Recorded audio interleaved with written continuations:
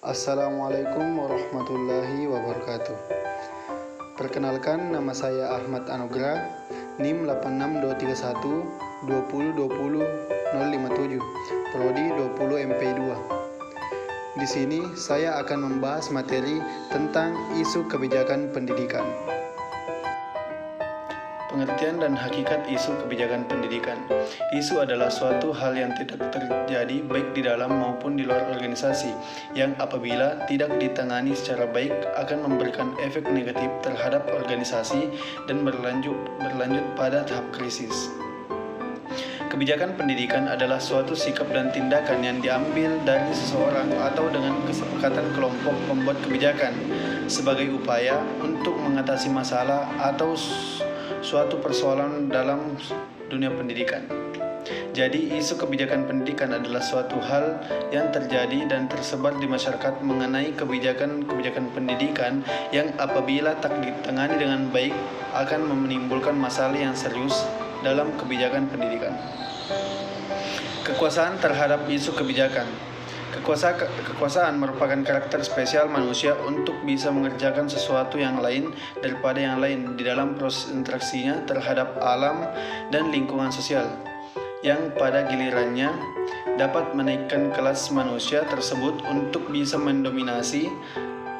Ada 4 masalah yang berkaitan erat dengan penyelenggaraan pendidikan berbasis kekuasaan, yaitu yang pertama, domestifikasi dan stupidikasi. Proses domestifikasi atau penjinakan dan bodoh atau pembodohan di dalam pendidikan disebut juga imperialisme pendidikan dan kekuasaan. Artinya, peserta didik menjadi subjek eksploitasi oleh suatu kekuasaan dari luar pendidikan dan membuat peserta didik sebagai anak laki-laki dan alat dari penjajahan mental yang dilakukan oleh penguasa. Yang kedua, indoktrinasi. Sudah menjadi rahasia umum bahwa sistem pendidikan menjadi sasaran empuk bagi penguasa untuk menancapkan kukunya di dalam penentuan kurikulum. Kurikulum dari mulai taman kanak-kanak sampai dengan perguruan tinggi semuanya berada dalam genggaman sebuah pemerintah tanpa ada kebebasan dari lembaga-lembaga pendidikan tersebut untuk menyusun sendiri kurikulumnya. Yang ketiga yaitu demokrasi dalam pendidikan. Sistem pendidikan demokratis jadi lebih dari sekedar nama tanpa menyuguhkan kesempatan untuk perkembangan kebebasan yang merupakan fitur demokrasi. Hal ini dapat terlihat dari apa yang tengah digaungkan belakangan ini terkait wajib belajar. Bahkan dikatakan bahwa pendidikan merupakan hak-hak dasar dari setiap manusia. Sebagaimanapun ternyata masih cukup banyak lingkaran yang belum atau mungkin tidak bisa mengenyam pendidikan karena berbagai macam keterbatasan. Yang keempat yaitu integrasi sosial. Integrasi sosial merupakan modal budaya yang sangat ampuh oleh suatu masyarakat di dalam melanjutkan kehidupannya. Masyarakat yang ketiadaan modal budaya akan sangat rentan diintegrasi pada waktu mengalami krisis. Meta-analisis dan isu kebijakan. Meta-analisis adalah suatu bentuk penelitian kuantitatif yang menggunakan angka-angka dan metode statistik dari beberapa hasil penelitian untuk mengorganisasikan dan menggali informasi sebanyak mungkin dari data-data primer yang diperoleh, sehingga mendekati kekomprehensifan dan maksud-maksud lainnya. Salah satu syarat yang diperlukan dalam melakukan meta-analisis dalam pengkajian terhadap hasil-hasil penelitian yang sejenis. Tujuan meta-analisis.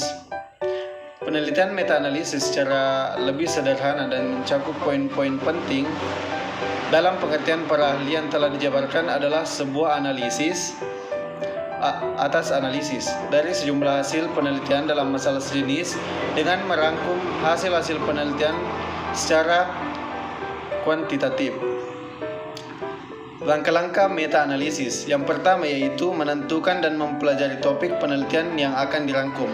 Yang kedua yaitu mencari dan mengumpulkan sejumlah penelitian dengan topik yang telah ditentukan dan menyeleksinya. Pencarian literatur penelitian dapat dilakukan secara manual ataupun melalui sistem situs-situs internet. Yang ketiga yaitu melakukan perhitungan efek size dengan metode dalam metode analisis dan uji hipotesis terhadap efek size. Yang keempat yaitu mengidentifikasi ada tidaknya heterogenitas efek size dalam model pada tahap ini. Jika teridentifikasi adanya heterogenitas efek size, maka lanjut ke langkah E. Namun jika tidak teridentifikasi adanya heterogenitas efek size, maka menuju ke langkah selanjutnya. Yang kelima yaitu analisis variabel moderator, dan yang terakhir yaitu yang keenam yaitu menarik kesimpulan dan menginterpretasi hasil penelitian meta analisis. Mungkin itu. Wassalamualaikum warahmatullahi wabarakatuh.